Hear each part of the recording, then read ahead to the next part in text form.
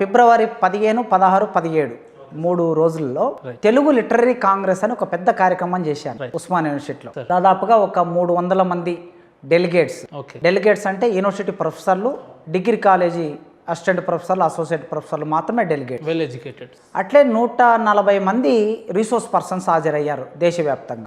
ఆ సందర్భంలో arts college ముందు కవిత వసంతం అని, కవిత పొద్దు అని ఒక 2 కార్యక్రమాలు 2 రోజులు చేశాం మేము. కవులు ఓపెన్ గా కవిత్వం చదువుతారు. ఒక 2,000 మంది విద్యార్థులు బయట కూర్చొని హాయిగా ఆ వెన్నెల రాత్రుల్లో కవిత్వం వింటారు. అట్లా ఒక రోజు 20 మంది చొప్పున కవిత్వం చదివారు. అందులో యాకూబ్ అని చాలా ఫేమస్ పోయెట్ ఉన్నాడు. ఆయన ఒక కవిత చదివాడు. ఆయన కవిత చదివిన తర్వాత ఆ కవితని యూట్యూబ్ లో పోస్ట్ చేశారు. ఎవరో ఒక ఆయన పోస్ట్ ఆ యూట్యూబ్ లో చూసి దాని కింద కామెంట్స్ పెట్టాడు. నాకు వేరే ఫ్రెండ్ దాన్ని ఆ కామెంట్ స్కాన్ చేసి నాకు పంపించాడు, స్క్రీన్ షాట్ చేసి పంపించాడు. కింద ఏం పెట్టాడంటే ఆయన, ఈ మధ్యన ముస్లింలు అందరూ వాళ్ళ మతం గురించి మాట్లాడుకోకుండా వేరే మతం గురించి మాట్లాడుతున్నారు. ఈ సభకి అధ్యక్షత వహించిన ప్రొఫెసర్ కాసిమీన ముస్లిము, కవిత్వం చదివిన ముస్లిము, వీళ్ళకేం పని తెలుగు భాష గురించి అని కింద కామెంట్ పెట్టాడు. కామెంట్ మీరు చూసారు? ఆ కామెంట్ వెంటనే ఇంకో కామెంట్ ఏముందంటే, అయినా వాళ్ళు ముస్లింలు అయినప్పటికీ భాష గురించి, తెలుగు భాష గురించి వాళ్ళు అంత గొప్పగా ఆలోచిస్తున్నందుకు మనం సిగ్గుపడదామని ఇంకొక ఆయన పెట్టాడు, వేరే ఆయన పెట్టాడు. అంటే రీసెంట్ గా జరిగిన సంఘటన చెప్తున్నాను. నా పేరు గురించి నేను చెప్పాలంటే, అనుభవాలు చెప్పాలంటే ఒక పుస్తకమే అవుతుంది. అది ఇంకెప్పుడన్నా మనం ఇంటర్వ్యూ పెట్టుకుందాం. బేసిక్ గా ఈ దేశంలో మనిషి పేరును బట్టి, మనిషి కులాన్ని బట్టి, మనిషి ఆర్థిక స్తోమతను బట్టి విలువ ఇచ్చే ఒక తప్పుడు ఆలోచన కొనసాగుతూ ఉన్నది. ఇప్పటికి కూడా కొనసాగుతున్నది. ఆ క్రమంలో రోజు ఏదో ఒక యూట్యూబ్ ఛానల్లో, ఏదో టీవీ ఛానల్కి సంబంధించిన ఏదో చిన్న వీడియో, అది 30 సెకండ్లో 1 మినిట్ నాది పంపిస్తూనే ఉంటుంటారు. దాని కింద కామెంట్స్ నేనైతే చూసే టైం నాకు లేదు, కానీ ఫ్రెండ్స్ ఎవరో మీలాంటి వాళ్ళు చూసి పెడుతూ ఉంటారు. ప్రతిరోజు ఈయన ముస్లిం గనక ఇలా మాట్లాడుతున్నాడు అనే మాట పెడుతూ ప్రధానంగా వస్తుంది. నిజానికి నేను ప్రతి సందర్భంలో ఈ అంశాన్ని ఆధారం చేసుకొని నేను మాట్లాడే భావాలను పూర్వపక్షం చేయడానికి కొంతమంది ప్రయత్నం చేస్తున్నారు కనుక నేను ఓపెన్గా చెప్పుకుంటాను. నాకెందుకంటే శిశుపిచ్చులు అక్కర్లేదు. ఇప్పుడు ఒక రావు అని పెట్టుకున్నాను అనుకోండి, రావు అనగానే వెలమాయన అని ఒక సిగ్నల్. శర్మ అని పెట్టుకున్నాడు అనుకోండి, శర్మ అనగానే ఒక బ్రాహ్మణుడు, శాస్త్రి అనగానే ఒక బ్రాహ్మణుడు, రెడ్డి అనగానే రెడ్డి, గౌడ్ అనగానే గౌడ్ వెళ్ళిపోతుంది, యాదవ్ అనగానే యాదవ్ వెళ్ళిపోతుంది. అంటే తెలిసిపోతుంది పలాయన ఏం కులము అనేది. ఇప్పుడు నాది కాసిం అనగానే ఇక్కడ కులం పెట్టుకునే అవకాశం లేదు కనుక, అది కులం పేరు రిఫ్లెక్ట్ కాదు కనుక వెంటనే ముస్లిం అనుకునే అవకాశం ఉంటుంది. అందుకే నేను చాలా సందర్భాల్లో ఈ విషయాన్ని ఓపెన్గా పీపుల్కి అడ్రస్ చేస్తున్నా. నాకు ఏ మత విశ్వాసాల పట్ల నమ్మకం లేదు. ఏ దేవుని నేను పూజించను. నేను మనిషిని పూజిస్తా, ప్రకృతిని పూజిస్తా, అంత మాత్రమే నా నమ్మకం. కానీ మా అమ్మ నాన్నకు ఒక నమ్మకం ఉంటుంది కదా, ఆ నమ్మకాన్ని నేను గౌరవించాలి. మా అమ్మ నాన్న నేను పుట్టినప్పుడు కొద్ది రోజులకే నాకేదో జ్వరం వస్తే మా ఊళ్ళో పీర్ల పండుగ జరుగుతుంది. చాలా పెద్ద ఎత్తున జరుగుతుంది పీర్ల పండుగ. 9 రోజులు జరుగుతుంది. మా ఊరిలో కాసిం అనే ఒక పీరు ఉంటుంది. ఆ పీరుకు చాలా మహిమ ఉంటుందని ఊళ్ళో ఉన్న వాళ్ళందరూ నమ్ముతారు. చుట్టుపక్కల ఊళ్ళో వాళ్ళు కూడా వచ్చి నమ్ముకుంటారు. దానికి అక్కడ యాటలు పోయటము, దట్టీలు చదివించటము. పీర్ల పండుగ అంటే అక్కడ మధ్యలో ఒక రౌండ్ చేసి అందులో నిప్పులు వేయడం అటువంటివి కూడా ఉంటాయి. ఒక అలావు దోవి దాంట్లో ఒక స్టాచ్యూ ఉంటుంది పెద్ద, దాంట్లో కట్టెలు వేసి రోజు అలావు మండుతూ ఉంటుంది. 9 రోజులు అలావు మండుతూ ఉంటుంది. అలావు చుట్టూ రోజు ఆడతారు, డప్పులు కొట్టుకుంటూ ఆడతారు. అక్కడ ఒక మామూలుగా మసీదు లాంటిది ఒక నిర్మాణం చేస్తారు. మసీదు కాదు కానీ పీర్ల సావిడి అంటారు. ఆ పీర్ల సావిడి వరుసగా పీర్లు పెడతారు. అట్లా రోజు దాని దగ్గర పూజ చేసి 9వ రోజు వాటిని తీసుకెళ్లి బావిలో వేస్తారు. బావిలో వేస్తారంటే కడుగుతారు నీళ్లతో.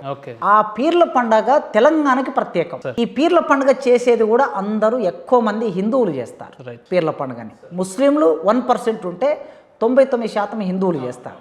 ఆ విధంగా నాకు జ్వరం వస్తే చిన్నప్పుడు మా అమ్మ నాన్న కాసిం పీర్ దగ్గర తీసుకెళ్లారు. పీర్ల పండుగ హిందువులు ఎక్కువ చేస్తారా సార్? హిందువులు ఎక్కువ చేస్తారు.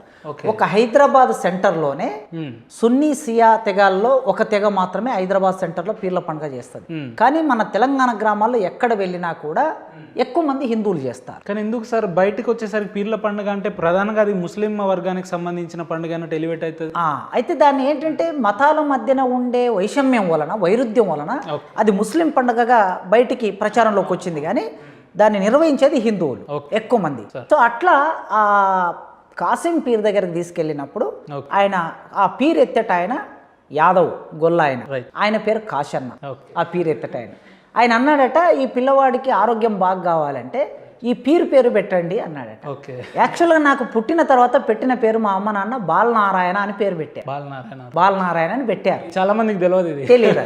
సో అట్లా బాలనారాయణ అనేటటువంటి పేరు తీసేసి ఆ రోజు నుంచి మా అమ్మ నాన్న నా పేరు కాసిం అని పెట్టారు. ఇప్పుడు మీ వయసు ఎంత ఉండే సార్? 6. నాకు అది తెలియదు, చాలా చిన్నప్పుడు, బహుశా 2 ఏళ్ళు ఏడాది అంతకాలమే ఉండి ఉంటుంది. ఆ తర్వాత యాదృచ్ఛికం ఏంటంటే మా తాత పేరు కాశన్న, పీరు ఎత్తటైన పేరు కాశన్న. ఈ 2 పేర్లు కలిసి వస్తాయి, కాసిం అనే పీరు పేరు కలిసి వస్తుందనే ఉద్దేశంతో కాసిం అనే పేరు పెట్టారు. ఇక అక్కడి నుంచి నేను 10th క్లాస్కి వచ్చేసరికి 10th క్లాస్లో నాతో పాటు ఒక 2 పేర్లు హుసేన్ అనే పేర్లు ఉన్నాయి 2 పిల్లలకి. వాళ్ళిద్దరు దళిత్ బాయ్స్. సో నేను పుట్టింది దళిత్ ఫ్యామిలీలో పుట్టాను, ఎస్సీ మాదిగ కులంలో పుట్టాను నేను. మా అమ్మ నాన్న దాన్ని నమ్ముకొని నా పేరు మార్చుకున్నారు. సో అట్లే నాతో పాటు ఒక 2 దళిత్ బాయ్స్కి హుస్సేన్ అని పేరు ఉండే. అయితే మా ప్రిన్సిపాల్ ఏం చేశారంటే వాళ్ళిద్దరు పేర్లు మార్చేశారు 10th క్లాస్ నామినల్ రూల్స్ పంపించేటప్పుడు ఏది రాస్తే అదే ఫైనల్, 10th సర్టిఫికేట్. అయితే వాళ్ళిద్దరు నా ఫ్రెండ్స్, వాళ్ళు వినోద్ అని పెట్టుకున్నారు. వాళ్ళిద్దరు హుస్సేన్ తీసి వినోద్, వి అనే అక్షరం వచ్చేటట్టు పెట్టుకున్నారు వాళ్ళు. సో యాక్చువల్ నన్ను కూడా అడిగాడు ఆయన, పేరు మార్చుకుంటావురా అని అడిగాడు. నేను ఎందుకో సార్ ఏమొద్దు సార్ మా అమ్మ నాన్న పెట్టారు కదా అన్న. అయిపోయింది. ఆ తర్వాత డిగ్రీలోకి వచ్చినాక నిజాం కాలేజీలో నేను డిగ్రీ చేశాను. నిజాం కాలేజ్ డిగ్రీ చేస్తున్న రోజుల్లో నాకు ఒక సంఘానికి మధ్యన గొడవ ఏర్పడింది. ఒక మత ఆలోచన విధానాన్ని ప్రచారం చేసే సంఘానికి నాకు ఘర్షణ ఏర్పడినప్పుడు వాళ్ళందరూ నా మీద అటాక్ చేశారు, నన్ను చంపాలని అటాక్ చేశారు. వాళ్ళు నా మీద అటాక్ చేశారు. ఈ అటాక్ ఎట్లా చేశారంటే, నేను ముస్లిం అని, నా పేరు కాసిం గనక, నేను ముస్లిం గనక, ఏబీవీపీ ఆర్గనైజేషన్ అది, నేను ముస్లిం కనుక ఇతడు ఏబీవీపీ అనే సంఘానికి వ్యతిరేకి, అందుకే వీడు ఇట్లా చేస్తున్నాడు, వీడిని చంపేయాలని ఒక పథక మీ గురించి పూర్తిగా తెలియక హిందూ బాయ్స్ నే నా వెనక్కి ఒక 40 మందిని తీసుకొని వచ్చారు. 40 మంది హిందూ బాయ్స్. ఎందుకంటే వాళ్ళకి నేను హిందూ అనే తెలియదు, ముస్లిం అనుకొని వచ్చి నా మీద అటాక్ చేశాను. ఎందుకంటే వాళ్ళు చెప్పారు కనుక. నాన్ చాకులతో అటాక్ చేసి కొట్టేస్తే మొత్తం రక్తం అంతా ఇట్లా చుట్టూ ఉండిపోయి నేను చనిపోయానని చెప్పి నన్ను వదిలేసి వెళ్ళిపోయాను. మీరు చనిపోయారని వదిలేసి వెళ్ళిపోయాను. ఇదేదో జార్జి రెడ్డి స్టోరీ లానే ఎగ్జాక్ట్లీ.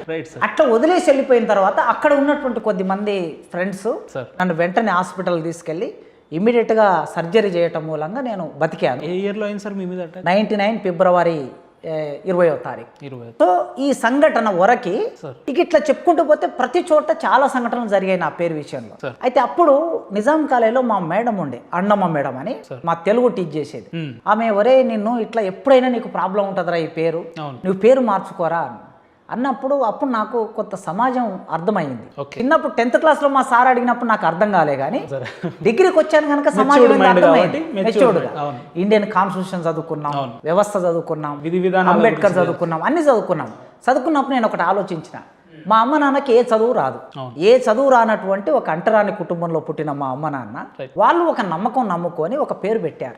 భారతదేశం సెక్యులర్ కంట్రీ అంటాం మనం. భారతదేశ పౌరులమైన మేము భారతదేశాన్ని సర్వసత్తాక సార్వభౌమ లౌకిక గణతంత్ర రాజ్యంగా గుర్తిస్తున్నాము, ఇట్లు భారత ప్రజలమని మన ఇండియన్ కాన్స్టిట్యూషన్ ప్రియంబుల్ ఉంటుంది. భారతదేశం ఒక లౌకిక దేశం. వాళ్ళకు లౌకికం అని తెలవకుండానే మా అమ్మ నాన్న నాకు ఆ పేరు పెట్టుకున్నారు. కనుక నేను ఎందుకు మార్చుకోవాలి ఈ పేరును అని అనుకొని డిగ్రీలో కూడా మార్చుకోలేదు. ఇప్పటికీ నా మీద ఎన్ని కామెంట్స్ చేసినా నేనేమి సిగ్గుపడటం లేదు, నేను గర్వపడుతున్నా. ఎందుకు గర్వపడుతున్నానంటే భారతదేశం లౌకిక దేశంగా ఉండాలని ఎందరో కలలు కన్నారు, అది రాజ్యాంగ నిర్మాతలు కలలు కన్నారు. ఏ నిర్మాణం తెలియకుండా, ఏ చదువు తెలియకుండా, ఏ జ్ఞానం తెలియకుండా మా అమ్మ నాన్న ఆ పేరు పెట్టినందుకు, ఆ పేరును కొనసాగిస్తున్నందుకు, కొనసాగించే క్రమంలో ఎన్నో సవాళ్ళను ఎదుర్కొంటున్నందుకు నేను గర్వపడతాను.